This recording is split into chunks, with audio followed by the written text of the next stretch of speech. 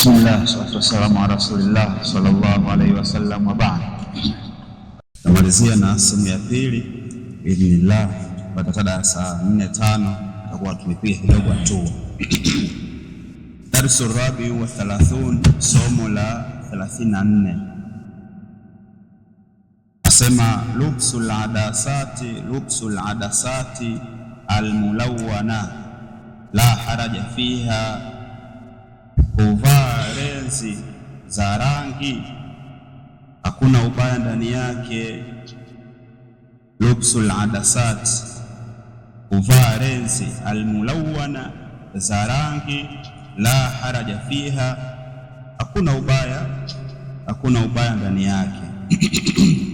Ni somo na ina sentence moja tu, ya darasa limeisha.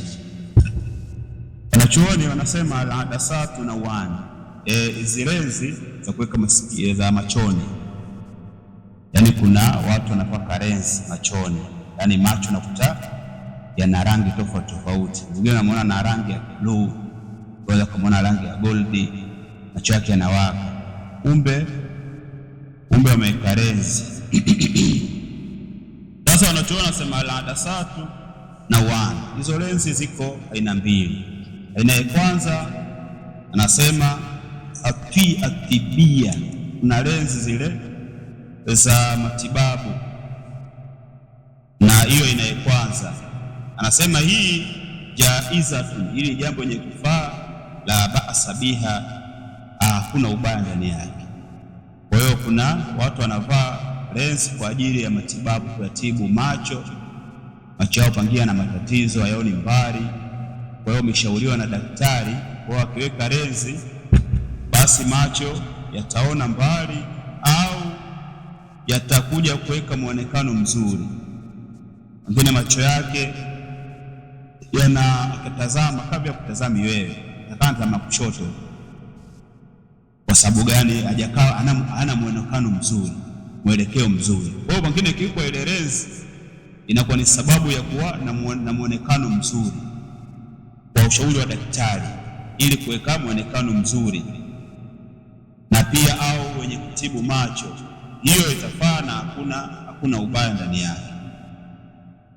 Lakini pia kuna al-adasatu tajmilia almulawwana, kuna hizi lenzi za urembo za uzuri. Anasema hiyo pia hukumu zini, hiyo ina hukumu ya kama vile mapambo. Hukumu zina ina hukumu ya mapambo. Anasema jaiza, itafaa lenzi hiyo kuvaa mwanamke, inkana lizaujiha, ikiwa mwanamke ana mume, akawa pengine mumewe anapenda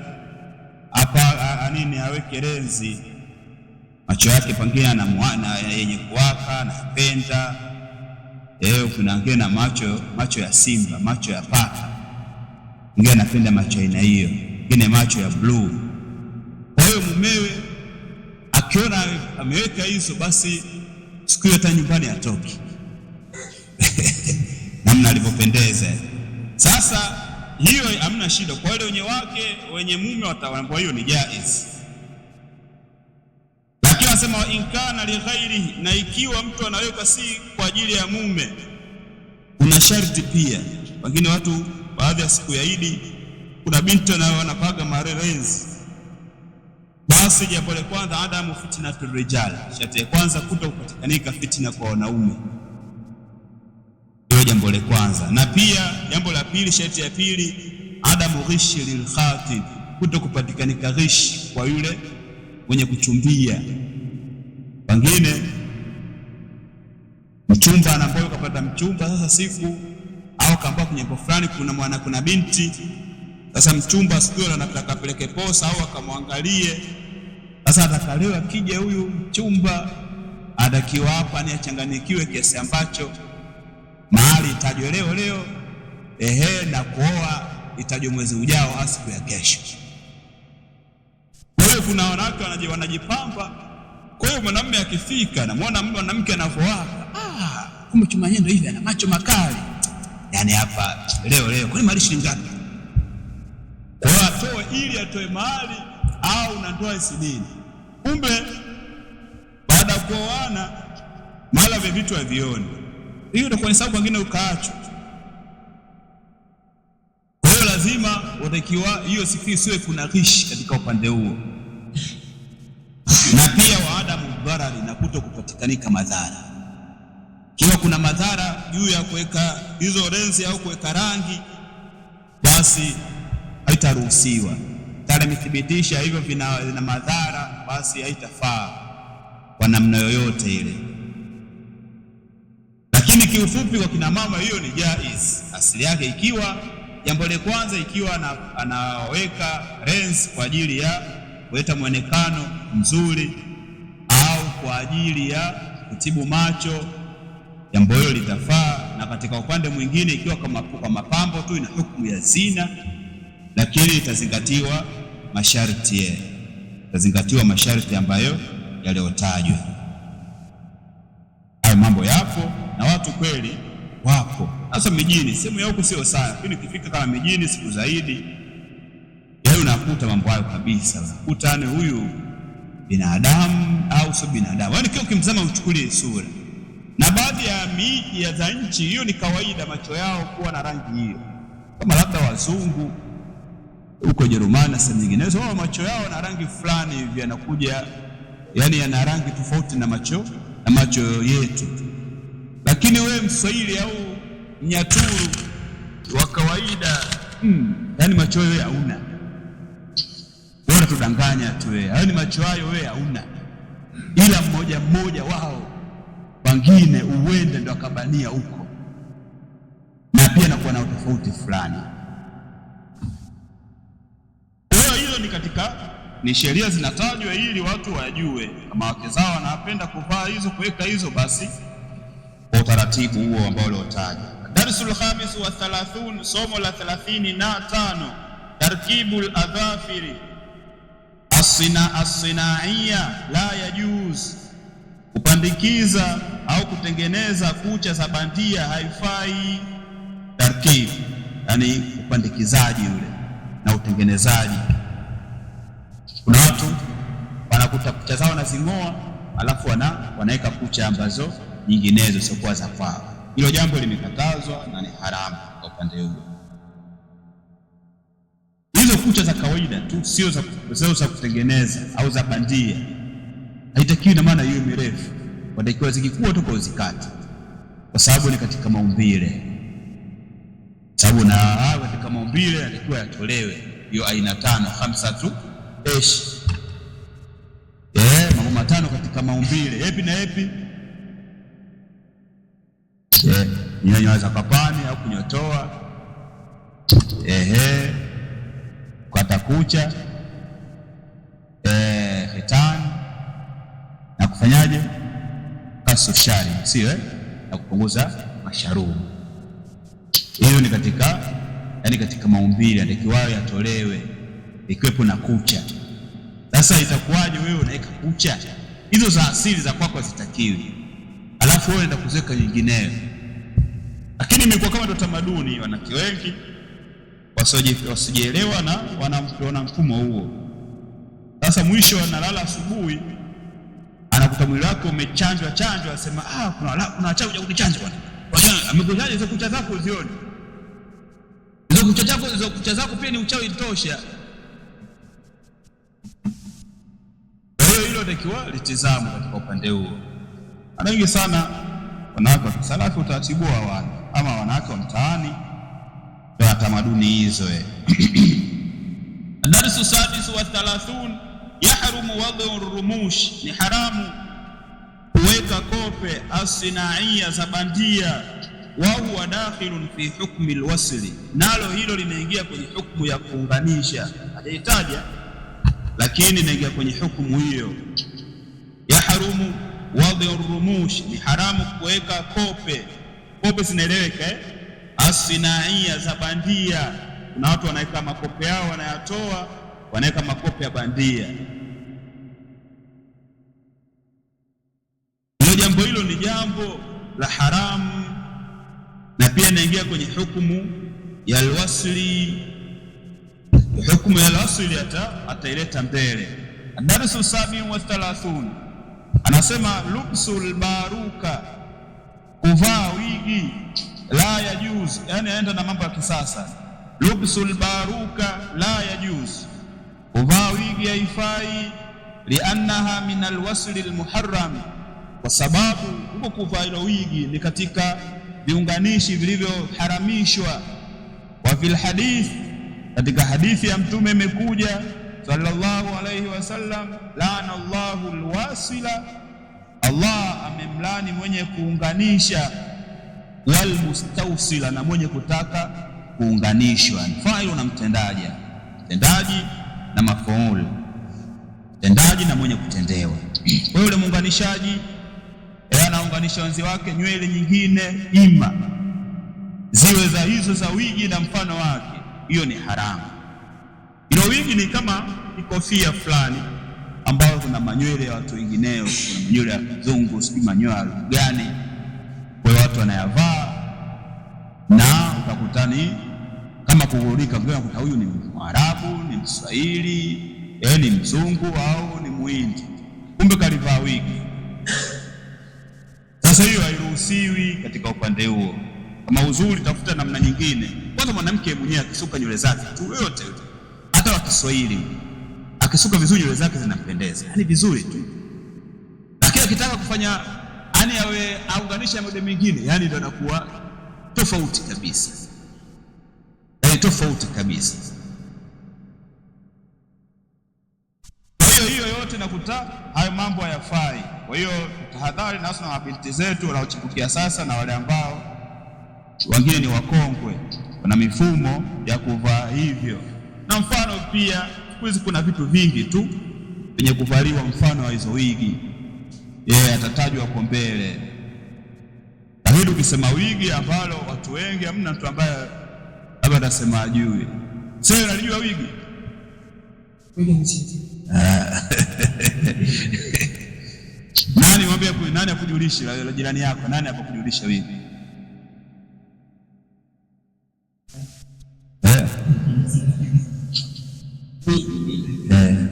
Ajue wigi huyo, unaweza kumfahamisha? Wewe ndio ujui sasa. Unalijua wigi au inatajwa tu wigi ni nini?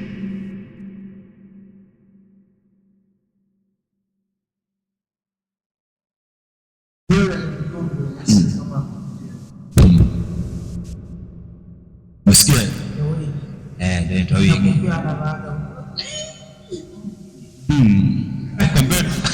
Ukombe utachelesha mwenyewe yani. Sitakuachia hapo. Wewe elewa hivyo tu. Kuna nywele yani watu wanavaa makofia, alafu unaona mtu Mswahili lakini na nywele zimelala kama za Kiarabu, lakini anazingalia hivi, ingeza hivi yani kama za kizungu hivi, za Kiarabu, lakini unasema huyu ni Mswahili, nywele anazipata wapi?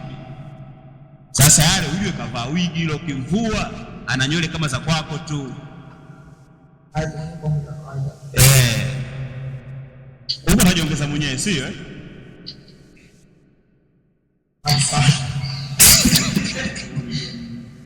Rawahu al-Bukhari, hadithi ilipokea Imam al-Bukhari, anasema walanu, na laana, ikitajwa laana asema huwa qardu, nako ni kufukuzwa, wal ibadu an rahmatillah, na kuwekwa mbali kunako rehema za Allah.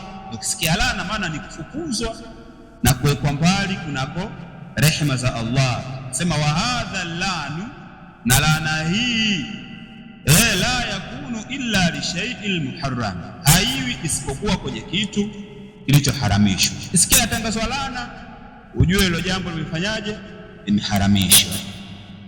Wewe ukisikia laana ni mtu kufukuzwa na kuwekwa mbali kunako rehema za Allah, kama vile alivyolaaniwa Sheitani. Ndio maana Sheitani ameitwa Sheitani kwa sababu amefukuzwa na amewekwa mbali na rehema za Allah, kwa sababu amelaaniwa. Kwa hiyo ukisikia laana basi aliwi isipokuwa kwenye jambo lililoharamishwa. Sasa vipi unaingia kwenye jambo la haramu, kwenye jambo la laana, na jambo lina uwezo kuliepuka? Sikuvaa tu kama hilo wigi, wewe unaweza kuliepuka au usilinunue. Sasa kwa nini uingie kwenye laana? takiwa tahadhari, hiyo takiwa tahadhari. Ad-darsu thaminu wa 30, somo la 38, somo la 38 nasema yajuzu lilmar'ati, itafaa kwa mwanamke kasu sha'riha lizina, kuzipunguza nywele zake kwa ajili ya mapambo. Kasu sha'riha, kuzipunguza nywele zake, lizinati, kwa ajili ya mapambo. Walakin bishartaini, lakini itazingatiwa masharti mawili. Adamu tashabbuhi birrijali, kuto kujifananiza mwanamke huyo na wanaume. Wa adamu tashabbuhi bilkafirat, na kuto kujifananiza na wanawake makafiri. Itafaa mwanamke kukata nywele zake yani za kichwani kwa ajili ya mapambo. Kama miolewa, basi ni kwa sharti la mume huyo hadi aridhie, au mume ndo anataka, bwana ukikata, yani mimi ukikata ndo naona pendezewa sana kuliko kusuka. Unaelewa? Kuna watu wana sura hiyo. Kwa hiyo atafuata mwanamke atakata kwa sababu pendekezo la mume, lakini atazingatiwa pia masharti hayo. Kuto kujifananiza na wanaume, kawa umekata kama alivyokata mwanaume, kama kiduku na umekisimamisha, si la kwanza, hicho kiduku chenyewe ni haramu kwa ujumla wake, lakini ukakata tu kaonekana kama ni mwanaume, bora kwa huyu ni mwanaume, hiyo itakuwa haifai. Au kujifananiza na wasiokuwa Waislamu. Kuna kina sister kule, ukienda siku ya Jumapili ukipita utaona na sister amekata nywele, usiwe kama vile yani Kristo naye ukaona huyu ndo kanisani nini. Wewe mwenyewe, sababu kwa wanaume wengine haruhusiwi kuweka kichwa cha wazi, lakini wewe mwenyewe ukitazama yani kama vile kakata kama Maria. Sasa hiyo wewe, na maana hiyo haitafaa, ukataji wa staili hiyo. Sababu man tashabbaha biqaumi wa huwa minhum, kwa umekuja hadithi na mifano, na katika Qur'ani imekuja kuto kujifananiza na watu wa aina hiyo. Kwa hiyo patafaa kupunguza, lakini kwa masharti hayo yaliyozingatiwa. Ama ikitokea nyingine kama dharura nyingine, itakuwa kwa upande wa dharura, lakini katika jambo la kufaa, kama kufaa upande wa kupunguza, lakini kwa pendekezo la mume mwenyewe, na sio akaamua mwanamke mwenyewe basi na mume kumshauri. Ni mume ndo anataka asufi au fanyeje. Ad-darsu tasi'u wa 30, somo la 39, yajuzu lilmar'ati halqu sha'ri nabit, inafaa kwa mwanamke kunyoa nywele zenye kuota, fi sadriha, katika kifua chake, au safiha, au katika uboko wake, wa ghairiha min mawadhi'il jasadi, na sehemu nyinginezo katika na sehemu isiyokuwa hizo katika sehemu za mwili. Illa alhajiba, isipokuwa nyusi. Liannahu warada al-la'nu fihi, kwa sababu ndani yake imekuja hadithi imetaja laana ndani yake. Liannahu warada al-la'nu, sababu imekuja laana ndani yake. Kwa hiyo itafaa kwa mwanamke kupunguza nywele, kunyoa nywele zile ambazo ziliota kwenye kifuani. Kwa kuna wanawake wengine Allah mili yao ijalie ni yenye kuota nywele, kama vile nisema ina mboje kwa kifuani, kama vile mwanaume ikae na mumeo na shida, pengine hata mume ana mume kifua cheupe kama ubao, lakini mwanamke anaacha, si baada kinyume kabisa aonekane kama yeye una afya vile ndio mwenye afya, si au kwenye ugoko. Lakini mambo haya kwa wale kwa faida, watu wataenda kwenye kitabu cha Ibn Uthaymeen kwenye Sharh al-Mumti, ameelezea nywele za aina zote hizo. Sharh al-Mumti ameelezea nywele za aina zote, zile ambazo ni haramu moja kwa moja na zile ambazo sio haramu, na zile ambazo zimeachiwa na sheria tu, hazijatajwa kunyolewa, kutolewa, wala hazijatajwa na maana ni kupunguzwa. Kwa hiyo akapita sehemu hizo na akataja zile ambazo anasema kama hizo nywele zimekuja hizo, anasema inatafaa kuzipunguza, lakini kwa bora ni kuziacha, kwa sababu Allah hajaumba kitu isipokuwa kwa nini? Kwa hikma. Wewe hujui hikma gani Allah amemuumbia, na maana mwekezo nywele. Wewe uliokuwa bora tu nywele kama hizo kuachwa, ama kama patahitajika labda kuna changamoto na moja na nyingine zinahitajika ziondoke, basi zitaondoka, lakini kama mna changamoto yote ni bora kuziacha. Hata mwanamke anataka kunyoa, basi ni lazima kama kaolewa ni lazima amsikilize mumewe. Wengine mumewe ndio anazipenda hizo, anazifanya kama godoro, masponji, alafu siku anakuja hamna kitu. Unaweza kaachwa. Niko nataka zile nywele tu, nilikupenda kwa ajili ya nywele tu zile, manyoya nikiaona huko mkono yamejaa miguuni. Sasa umeanyoa. Sasa sitaki, mimi kama usiniona wengine mtaani huko. Mimi kuchagua wewe kwa sababu sifa zako hizo. Sasa wewe umeziondosha hizo. Sasa wasiwe wenyewe kaamua tu kujifanyia mambo. Hiyo itaruhusiwa mpaka kwa idhini ya kama ikiwa ameolewa. Sasa kama mchumba, kama huyo mwanajaolewa ana mchumba, yeye ananyoa nini? Akitaka ananyoa, na kama hataki ataziacha. Darsul 40 taishi hapo. Darsul 40, somo la 40. Yahrumu ala almar'ati, ni haramu kwa mwanamke, antashabbaha birrijali, kujifananiza na wanaume, fi qaswati shari, katika ukataji wa nywele, yani staili zile za mikato, au fi sauti, au kujifananiza katika sauti, kuongea, au ghairi dhalika, au yasiokuwa hayo, mimma huwa min khaswa'is rijal, miongoni mwa mambo ambayo ni mahsusi kwa wanaume. Tahrumu ala almar'ati, ni haramu kwa mwanamke, antashabbaha birrijal, kujifananiza na wanaume, fi qaswati shari, katika ukataji wa nywele zile staili, au fi sauti, au katika sauti, namna kuongea. Na wengine wanakata nywele kama kijana tofauti na mwanaume, au aongea sauti kama vile mwanaume, anajifananiza.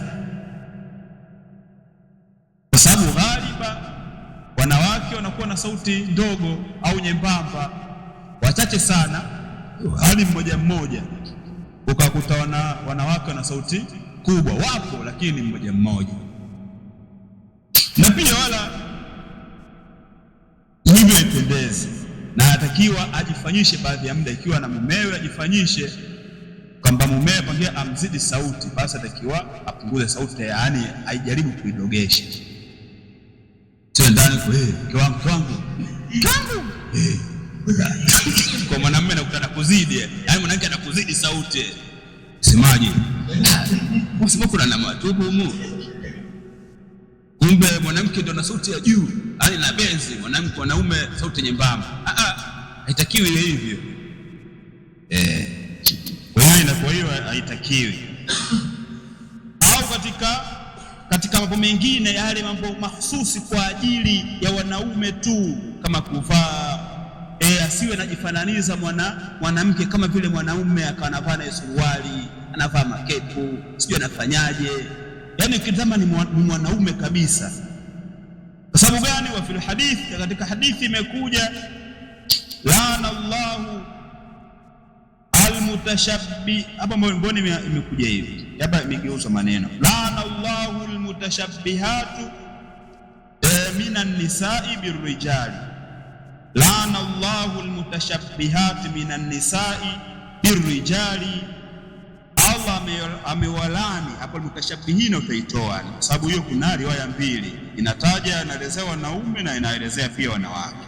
Kwa hiyo haijakuja kwa mfumo laana Allahu almutashabbihina minan nisa'i birrijali, haijakuja kwa staili hadithi. Au wakati mwingine tu inaweza kahakika, hapa kuna riwaya nyingine imekuja kinyume. Nyingine kuna wajibu wa watu kuhakiki wale watu ambao wapo karibu na simu janja na mfano vitu hivi. Allah amewalani wanawake wenye kujifananiza na wanaume, na wanaume pia wenye kujifananiza na wanawake. Yaani kuna wanawake wanajifananiza na wanaume, kwa lugha za sasa wanaita matomboi.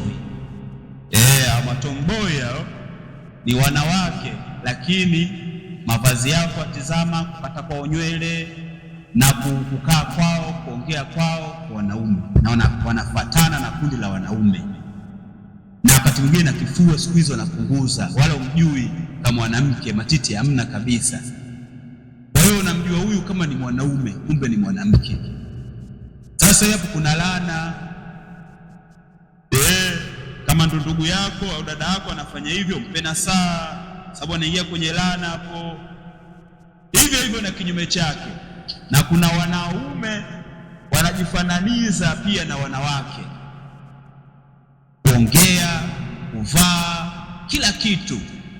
Hiyo pia kuna laana, iruhusiwi. Wewe mwanaume hauruhusiwi kujifananiza na wanawake kwa hali yoyote ile. Kuna watu wanaume wanaongea kama vile hata mwanamke yenyewe amempita, hadi wanamke wenyewe wanamuonea wivu namna anapoongea, sauti alipoilegeza. Kwa hiyo hiyo hairuhusiwi. Mikono anaitupa, amelainika, unasema mtoto wa kiume, huyu mtoto wa kike anajishebedua, sio anafanyaje? Yale vitimbi vya wanawake vyote ndio anavyoea. Sasa hiyo hairuhusiwi. Na hiyo tahadhari kwa wale ambao wanaume, hasa katika upande wa viatu.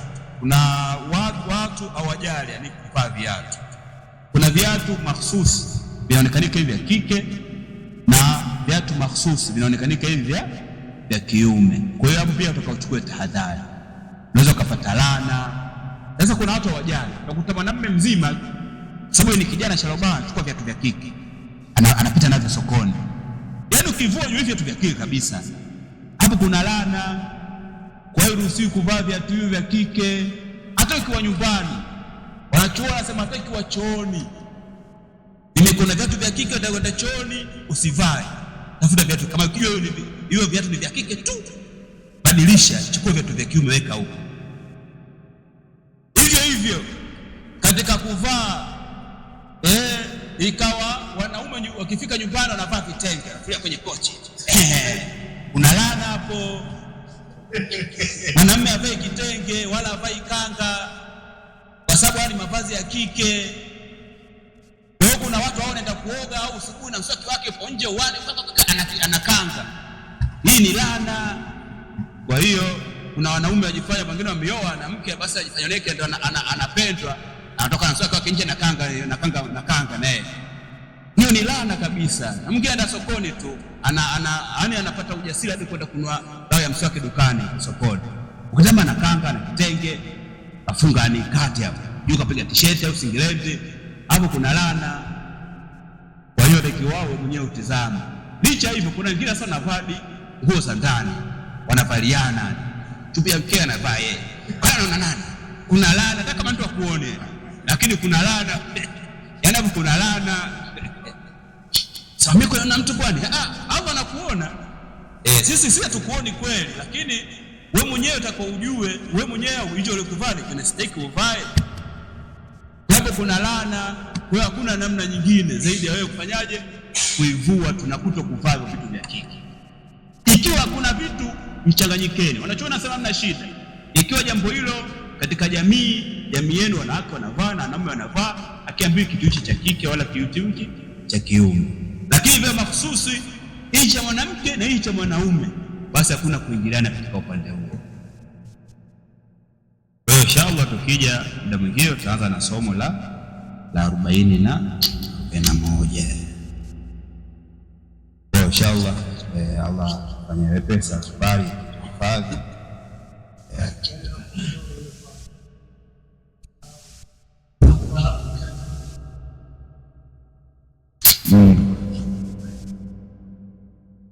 Ikiwa kama ni mahsusi, yani katika jamii, ikiwa ametengenezwa kwa ajili ya wanaume, basi hatavaa.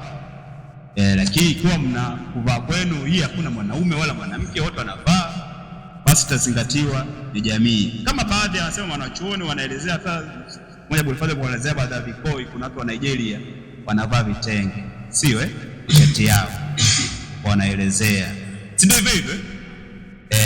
Wanasema ikiwa ni kwao ni tamaduni, yani wanaume wanavaa na wanawake wanavaa, kuna nini, kuna sheria ile wala isemi chochote, hamna laana kwa yote. sababu kuna kushare huku na huku. Tokea zamani watu ndio wapo hivi, lakini julikana hicho mwanamke special, hicho mwanaume special. Lakini ikibainika huko kwa mishono sasa, atakuwa hapo ndio changamoto. Kama mtu akapiga dea la kitenge alafu kalivaa wewe, hapo kuna laana. Sema mimi naishi Nigeria, bora navaa kama huku. Pia utakuta hata wanaume wengine huko wanavaa mashati ya kitenge. Sasa watu wa CCM nao wana mifumo hii. Sio wasemeni vibaya, lakini ndio kama Mungu yani, lakini una utaratibu huo. Na serikalini huko wana mifumo hiyo, yani kujipangia wenyewe. Ikiwa jambo lipo hivyo, basi itatizamwa na hukumu itaenda kutokana na mazingira yalivyo. Subhanaka wa bihamdika ashhadu an la ilaha illa anta